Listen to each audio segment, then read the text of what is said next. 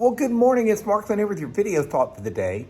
This week I'm looking at bookends, stories that find their origination in one place in the Bible and a completion or a validation or at some other point in the Bible, kind of like bookends at two ends of a row of books.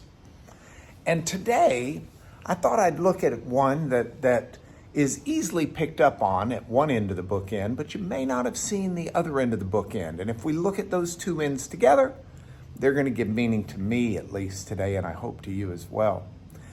So one set of the bookends is the last set, and that's found in the last book of the Bible. It's the book of Revelation.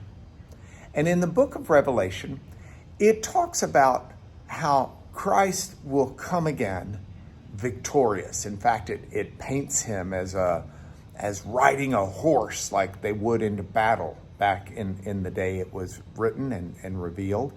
And he comes with his army, and he comes in force, and he conquers death, and he conquers evil, and he conquers disease, and he conquers darkness, and he's the King of Kings and the Lord of Lords and ruler of all. And it's this awesome picture of Christ in victory.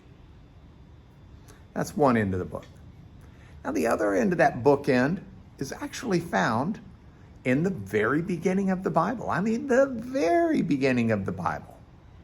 The book of Genesis, in the creation story. Now, you may be saying, but how is creation victory?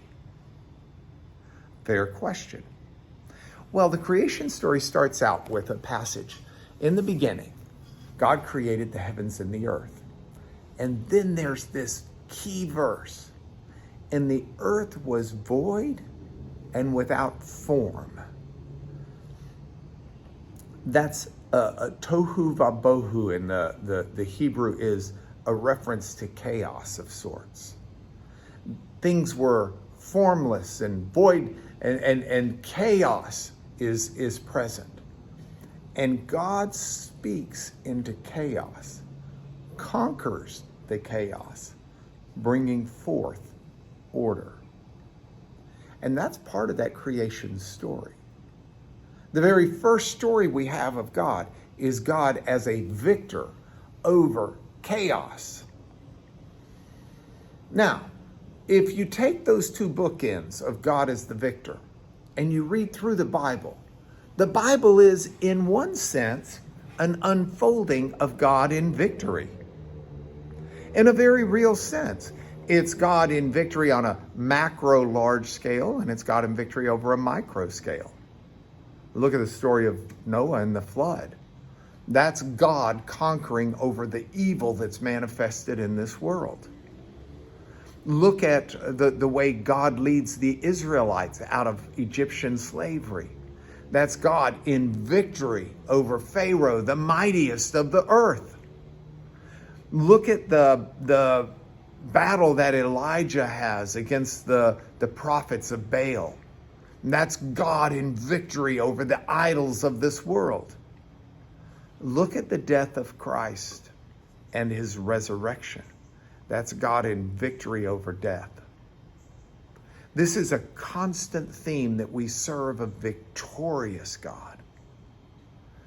And what does that mean to me today?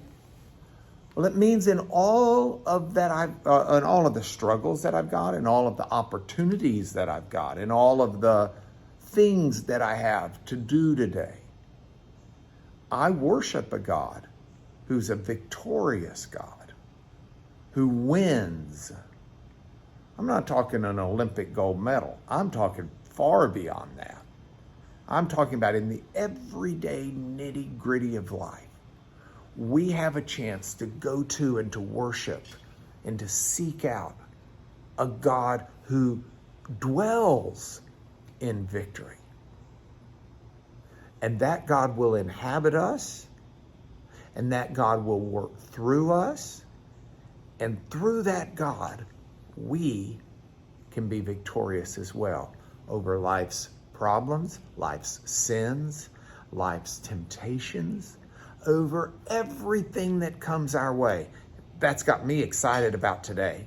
I hope it's got you excited about today. And in the meantime, I'll see you tomorrow, but that is your video thought for the day.